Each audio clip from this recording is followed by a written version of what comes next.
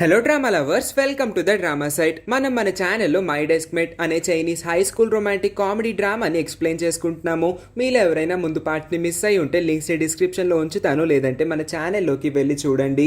Last పార్ట్లో hero చెప్పి ఉంటాడు కదా, నువ్వు బాగా చదువుకోవాలి, అప్పుడే మన ఇద్దరం ఒకే కాలేజ్లో జాయిన్ అవుతామని. అందుకోసమే ఇప్పుడు హీరోయిన్ తన ముందు బుక్స్ని పెట్టేసుకుంటుంది. Biology, mathematics, English, Chinese, chemistry, ఇప్పుడు ఏం చదవాలి అన్నీ చదివేస్తాను.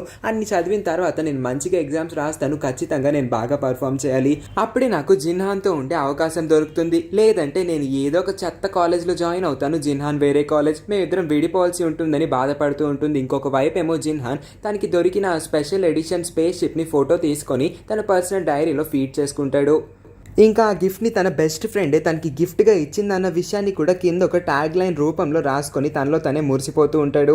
ఇంకొక వైపు ఏమో హీరోయిన్ కింద ఇంగ్లీష్ బుక్ని తీసి తను కొన్ని స్పెల్లింగ్స్ని బయటికి చదువుతూ ప్రొనౌన్సియేషన్ ప్రాక్టీస్ చేస్తూ ఉంటుంది. వాళ్ళ మమ్మీ డాడీ షాక్ అయిపోతారు.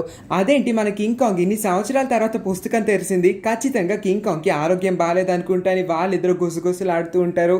ఇంకొక వైపు ఏమో మన కింగ్ కాంగ్ తెగ చదివేస్తూ ఉంటుంది, కానీ చదివినవన్నీ బండబూత్లే చదువుతూ ఉంటుంది. ఒక్క స్పెల్లింగ్ని కూడా సరిగ్గా ప్రొనౌన్స్ చేయలేకపోతుంది. తను మాట్లాడే ప్రతి ఒక్క మాట, తను స్పెల్ చేసే ప్రతి ఒక్క వర్డ్ పైన జిన్హాన్ కి వినిపించడంతో అదేంటి అసలు ఈ అమ్మాయి ఇలా చదువుతుంది, తను అన్ని తప్పుగానే చదువుతుంది, తనకి ఎలాగోలాగా నేనే నేర్పిస్తాను అని అనుకుంటాడు. అసలు కింగ్ కాంగ్ ఎలా చదువుతుందో మీరే చూడండి.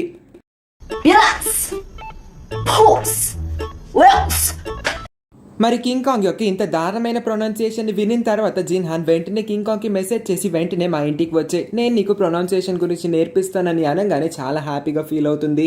అంటే నా మాటలన్నీ పై వరకు వినిపిస్తాయా బాబోయ్, రోజు నేను ఏం మాట్లాడుంటానో అవన్నీ వినేసి ఉంటాడేమో అనుకొని పోన్లే. అసలు ఇంతకీ జిన్హాన్ నన్ను తన ఇంటికి పిలిచాడు, అది కూడా చదువుకోవడానికి, అంటే నేను ఇప్పటి నుంచి జిన్హాన్ వాళ్ళ ఇంటికి కంబైన్ స్టడీస్ చేయడానికి వెళ్ళొచ్చు అనమాట అని చాలా హ్యాపీగా ఫీల్ అవుతూ గెంతులేస్తూ ఉంటుంది. వాళ్ళ పేరెంట్స్ అయితే షాక్ అయిపోతారు, ఎందుకు ఇంత గట్టిగా అరుస్తుందని.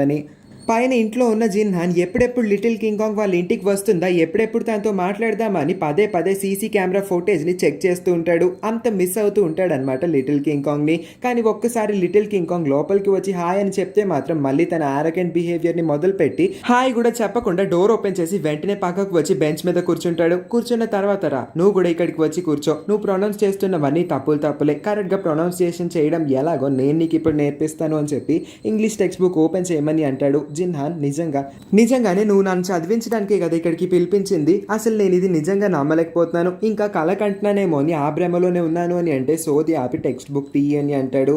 ఆ తర్వాత టెక్స్ట్ బుక్ ఓపెన్ చేస్తాడు. దానిలో ఉన్న కొన్ని స్పెల్లింగ్స్ని ఎంచుకొని ఇదిగో నేను ఇప్పుడు ఒక్కొక్క దాన్ని చెప్తాను, నువ్వు దాంతో పాటు రిపీట్ చేయాలి అని చెప్పి ఒక్కొక్క వర్డ్ని స్పెల్ చేయడం మొదలు పెడతాడు. కానీ హీరోయిన్ ఎప్పట్లానే తప్పుగా చెప్తూ ఉంటుంది.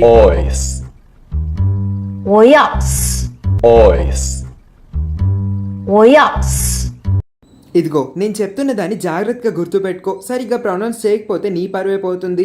ఇంగ్లీష్ మరీ ముఖ్యంగా ఇంగ్లీష్లో నువ్వు ప్రొనౌన్సియేషన్ని సరిగ్గా నేర్చుకోవాలి అని అంటే సరే, కానీ నాకు ప్రొనౌన్స్ చేయడం సరిగ్గా రావట్లేదు, నాకు వచ్చింది ఇంతే కాబట్టి నేను ఇలాగే చేస్తున్నాను, కాకపోతే నువ్వు నాకు నేర్పిస్తే ఖచ్చితంగా సరిగ్గా ప్రొనౌన్స్ చేయడం నేర్చుకోగలను అని చెప్పి నువ్వు నాకు ట్యూటర్గా ఉండమని అడుగుదాం అనుకుంటుంది. కానీ అడగలేకపోతుంది, కామ్గా ఉండిపోతుంది. మళ్ళీ ఏదో కలకనేస్తుంది మధ్యలో జిన్హాన్ తనతో నవ్వుతూ మాట్లాడుతున్నట్టు, సరదాగా మాట్లాడుతున్నట్టు. కానీ అదేమీ జరగదు. జిన్హాన్ తన్ని సీరియస్గా చదువుకోమని, రేపటికల్లా ఈ ప్రొనౌన్సియేషన్స్ అన్నిట్లో నువ్వు పర్ఫెక్ట్గా ఉండాలని చెప్తే ఆ రాత్రి అంతా పడుకోకుండా కష్టపడి ఆ ప్రొనౌన్సియేషన్స్ అన్ని నేర్చుకుంటుంది. నెక్స్ట్ మార్నింగ్ స్కూల్కి వెళ్తూ ఉన్నప్పుడు, నడుస్తున్నప్పుడు కూడా అవే ప్రొనౌన్సియేషన్స్ని పలుకుతూ వెళ్తూ ఉంటే షెన్జే గమనించి, అదేంటి నువ్వు పుస్తకాన్ని తెరిసావా, ఇది నమ్మలేని నిజంలా ఉందే నాకు అని అంటే, అవును జిన్హాన్ చెప్పాడు, నేను ఇంగ్లీష్ నేర్చుకుంటున్నాను, నాకు స్పెల్లింగ్స్ కూడా రాకపోతే నీలాంటి దద్దమ్మలానే నన్ను ట్రీట్ చేస్తారు అని చెప్పి ఆ బుక్ని పట్టుకొని వీళ్ళందరినీ అవమానించి అక్కడి నుంచి వెళ్తుంది. షెన్జే అవన్నీ దులిపేసుకుంటూనే వెళ్ళిపోతాడు. నెక్స్ట్ మార్నింగ్ కూడా హీరోయిన్ జిన్హాన్ వాళ్ళ ఇంటికి చదువుకోవడానికి వెళ్లాల్సి ఉంటుంది. తను మెసేజ్ చేసి ఉంటాడు కాబట్టి వెంటనే ఆ బౌల్లో ఉన్న అన్నాన్ని నవలి మింగేస్తుంది. చాలా స్పీడ్గా వాళ్ళ మమ్మీ డాడీకి చదువుకోవడానికి వాళ్ళ ఫ్రెండ్ వాళ్ళ ఇంటికి వెళ్తుందని చెప్పి అక్కడి నుంచి వెళ్ళిపోతే, అదేంటి అసలు మన కూతురు నిజంగానే చదువుకుంటుందా, తనకి చదువు మీద ఇంత కాన్సన్ట్రేషన్ ఎప్పటి నుంచి వచ్చింది అని చెప్పి పోన్లే వస్తే వచ్చిందని హ్యాపీగా ఫీల్ అవుతారు.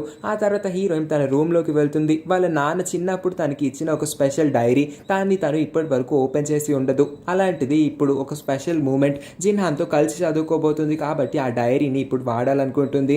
ఇంకా వాళ్ళ మమ్మీ తనకి బర్త్డే గిఫ్ట్గా ఇచ్చిన ఒక కాస్ట్లీ పెన్ని కూడా తీసి దాన్ని కూడా ఇప్పుడే వాడాలనుకుంటుంది. ఆ తర్వాత నేను బాగా చదువుతానన్న ఒక ట్యాగ్ లైన్ రాసిన ఒక రిబ్బన్ని తన తలకు కట్టుకొని జిన్హాన్ ముందుకు వెళ్ళి కూర్చొని ఇప్పటి నుంచి నేను చాలా సీరియస్గా చదువుతాను అని ప్రామిస్ చేస్తుంది. సరే అయితే ఇప్పటి నుంచి మన ఇద్దరం కలిసే చదువుకుందాం, నేను నీ ట్యూటర్గా ఉండడానికి ఒప్పుకుంటాను, నీకు మంచి మార్క్స్ రావడం నా బాధ్యత, మనం ఇద్దరం ఎలాగన్నా కలిసి ఒకే కాలేజ్లో జాయిన్ అవ్వాలనేది మన ఇద్దరు లక్ష్యం అని అనగానే హీరోయిన్ ఈ మాటలన్నింటినీ భ్రమపడుతుందా లేదంటే నిజంగా నిజమేనా అనే ఆలోచనలో పడుతుంది. ఇదంతా నిజమే, నేను నిజంగానే చెప్తున్నాను, నువ్వు బాగా చదువుకోవాలి అని చెప్పి నిజంగానే స్టడీ మోటివేషన్ అంతా ఇస్తూ ఉంటాడు. ఆ మోటివేషన్లోనే ఇప్పుడు వీళ్ళిద్దరూ బయాలజీని చదవడం మొదలు పెడతారు. హీరోయిన్కి అసలు బయాలజీ అన్న ఒక సబ్జెక్ట్ ఉందన్న విషయమే తనకి తెలియదు. అలాంటిది ఇప్పుడు జిన్హాన్ 9th లెసన్ ఓపెన్ చేయి, దానిలో 81st పేజ్లో ఉన్న ఫస్ట్ క్వశ్చన్ సాల్వ్ చేద్దాము అని చెప్పి ఏదేదో వాగేస్తూ ఉండడంతో ఏమి తెలియక పిచ్చి చూపులన్నీ చూస్తూ ఉంటుంది. తాను ఏ సబ్జెక్ట్లోనూ పర్ఫెక్ట్ కాదనే విషయం తెలుసుకున్న జిన్హాన్ సరే అయితే నీకు ఎలాగో రాదంటున్నావు కాబట్టి మనం ఫస్ట్ నుంచి స్టార్ట్ చేద్దాం, ఫస్ట్ పేజ్ నుంచి నేను నీకు నేర్పిస్తాను అని అంటాడు. ఇంతకన్నా మంచి ట్యూటర్ అసలు హీరోయిన్కి దొరుకుతాడా? అలాంటిది ఇంత మంచి అవకాశాన్ని వాడుకోకుండా పిచ్చి చూపులన్నింటినీ చూస్తూ తన డీవియేషన్ మొత్తాన్ని డిస్ట్రాక్ట్ అయ్యేలా చేసుకుంటుంది. అక్కడున్న జిన్హాన్ యొక్క యానిమేటెడ్ బొమ్మలు ఇంకా అతని యొక్క పిక్చర్స్ వైపు చూసి చాలా అట్రాక్ట్ అయిపోతుంది. మరి ముఖ్యంగా తను యూనిఫామ్ వేసుకున్న ఒక డ్రెస్ అయితే చాలా చాలా బాగుంటుంది. దానిలో జిన్హాన్ చాలా హ్యాండ్సమ్గా ఉంటాడు కాబట్టి దాని వైపే చూస్తూ ఉండడంతో జిన్హాన్కి విషయం అర్థమై సరే అయితే నీకు ఆ బొమ్మ కావాల్స్తే వెళ్ళి తీసుకో, ఎన్ని కావాల్స్తే అన్ని తీసేసుకొని అనగానే హీరోయిన్ ఒక్కసారిగా షాక్ అయిపోతుంది. ఏంటి నిజంగానా? నిజంగా నువ్వు ఆ మాట అన్నావా? నేను ఆ బొమ్మలన్నింటినీ తీసుకోవచ్చా అని అడిగితే నేను రెండోసారి దేన్ని రిపీట్ చేయను, చెప్పాను కాబట్టి నీకు కావాల్స్తే వెళ్ళి తీసుకో, లేదంటే ఇక్కడే కూర్చొని చదువుకో అని అంటాడు. ఇంకేముంది, జిన్హానే చెప్పడంతో చాలా హ్యాపీగా ఆ బొమ్మలన్నింటినీ ఎత్తుకొచ్చేస్తుంది.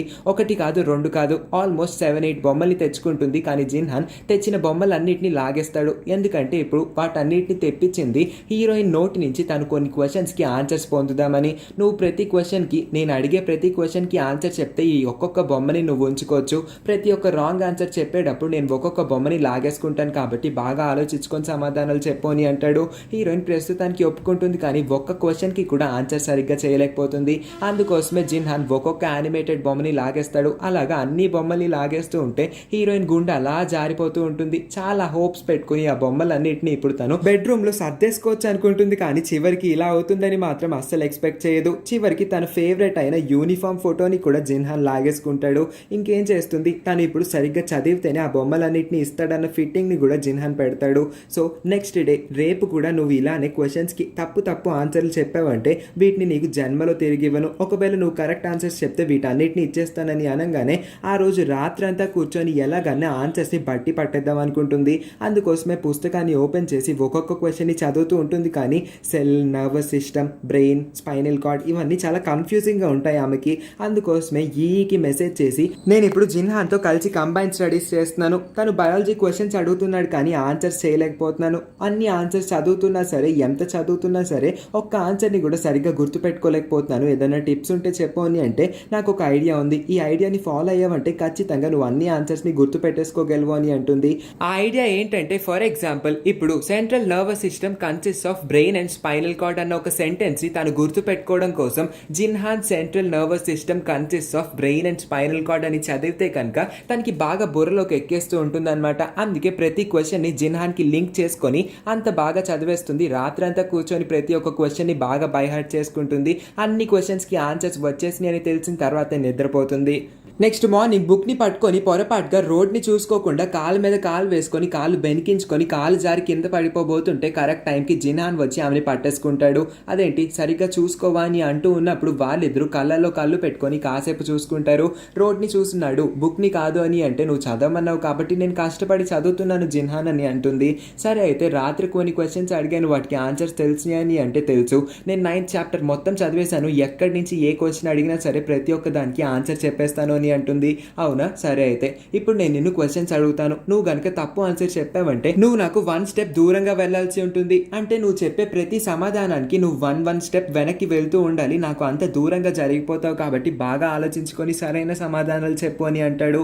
సరే అని ప్రస్తుతానికి ఒప్పుకుంటుంది. కానీ తనకి ఈ రూల్ ఏమాత్రం నచ్చదు. జిన్హాన్ పక్కనే నుంచొని ప్రతిరోజు స్కూల్కి వెళ్తుంది. అలాంటిది ఇవాళ తనకి ఎంతో దూరంగా నడుస్తూ ఉండడంతో తనకి బాధగా ఉంటుంది. సరే అయితే నువ్వు నన్ను క్వశ్చన్స్ అడుగు, నేను మాత్రం కాన్ఫిడెంట్ కాన్ఫిడెంట్గా ఉన్నాను, ఆన్సర్ చెప్పడానికి రెడీ అని అంటే ఫస్ట్ క్వశ్చన్గా జిన్హాన్, ఒక మనిషి బాగా తాగేసిన తర్వాత తను ఎందుకు అన్స్టేబుల్ స్టేట్లో ఉంటాడు, వాడు ఎందుకు సరిగ్గా నుంచోలేడు, ఎందుకు ఊగిపోతూ ఉంటాడు, దానికి అప్లై అయ్యే బయాలజికల్ కండిషన్ ఏంటి అని చాలా tough question, application related question అడగడంతో హీరోయిన్ షాక్ అయిపోతుంది. అంతే కదా, మనం కూడా చదివేది ఒకటి, ఎగ్జామ్లో ఏమో దానికి రిలేటెడ్ అప్లికేషన్ వస్తే మనం కూడా ఇలానే షాక్ అవుతాం. హీరోయిన్ కూడా అలానే షాక్ అయ్యి, అదేంటి నువ్వు రాత్రి ఏమో అంత డైరెక్ట్ క్వశ్చన్ అడిగావు, ఇప్పుడు కూడా అలాంటి డైరెక్ట్ క్వశ్చన్ అడుగుతావు అనుకుంటే డైరెక్ట్ కాకుండా దానికి రిలేటెడ్ అప్లికేషన్ క్వశ్చన్ అడిగావు, నాకు అలాంటి టఫ్ క్వశ్చన్స్కి ఆన్సర్స్ తెలియవు అని చెప్పి అంటూ ఉంటుంది. కానీ తను ఇప్పటికే చాలా అంటే చాలా తప్పులు చెప్పేసి ఉంటుంది. అందుకే ఇప్పుడు జిన్హాన్కి అంత దూరంగా వెళ్ళిపోతుంది. జిన్హాన్ మాట కూడా ఆమెకి వినిపించదు కాబట్టి ఇప్పుడు ఫోన్ కాల్ చేసి ఇంకా క్వశ్చన్లు ఆపై, ఇంతకన్నా దూరం నేను వెళ్ళలేను అని అంటుంది. ఆ తర్వాత క్వశ్చన్కి మాత్రం హీరోయిన్ సమాధానం కరెక్ట్గా చెప్పగలుగుతుంది. సో ఇప్పుడు ఆ రూల్ ప్రకారం 1 స్టెప్ ముందుకు వేయాలి కాబట్టి హీరోయిన్ ఎలాగో మార్షల్ ఆర్ట్స్ ఛాంపియన్ కాబట్టి అంత దూరం నుంచి చాలా అంటే చాలా లాంగ్ జంప్ చేస్తుంది. ఒక్క దెబ్బతో జిన్హాన్కి ఆల్మోస్ట్ దగ్గరికి వచ్చేస్తుంది. కానీ కొంచెం దూరం ఉండడంతో జిన్హాన్ ఇంకో క్వశ్చన్ కూడా అడుగుతాడు. ఈ క్వశ్చన్కి సమాధానం కూడా నాకు తెలుసు, నాకు బాగా గుర్తుంది అని చెప్పి Jinhan central nervous system consist of brain and spinal cord అని చెప్తుంది. కానీ జిన్హాన్కి ఏదో పిచ్చి పిచ్చిగా అనిపిస్తుంది.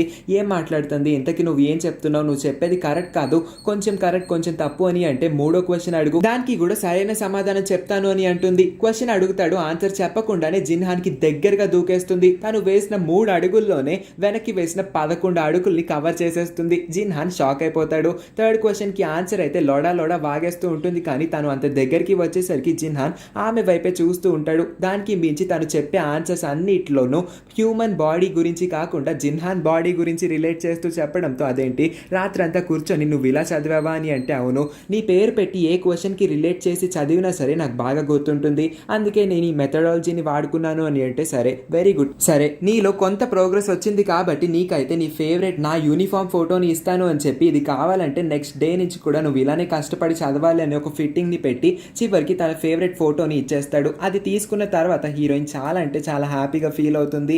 సో వీళ్ళిద్దరూ ఒకే కాలేజ్లో చదువుకోవాలన్న ఒకే ఒక కారణం వల్ల ప్రతిరోజు కంబైన్ స్టడీస్ చేస్తారన్నమాట. మరి వీళ్ళిద్దరి స్టోరీ ఎలా కొనసాగబోతుందో మనం నెక్స్ట్ ఎపిసోడ్స్లోనే చూద్దాము. నెక్స్ట్ పార్ట్స్ని కూడా మిస్ అవ్వకుండా చూడాలనుకుంటే మర్చిపోకుండా వెళ్లే ముందు ఈ వీడియోని లైక్ చేసి మన ఛానల్ని సబ్స్క్రైబ్ చేసుకొని పక్కనే ఉన్న నోటిఫికేషన్ బెల్ని కూడా ఆన్ చేసుకొని ఉంచండి. అప్పుడే మేము పెట్టే ప్రతి వీడియోని మీరు మిస్ అవ్వకుండా చూడగలుగుతారు. Thank you for watching.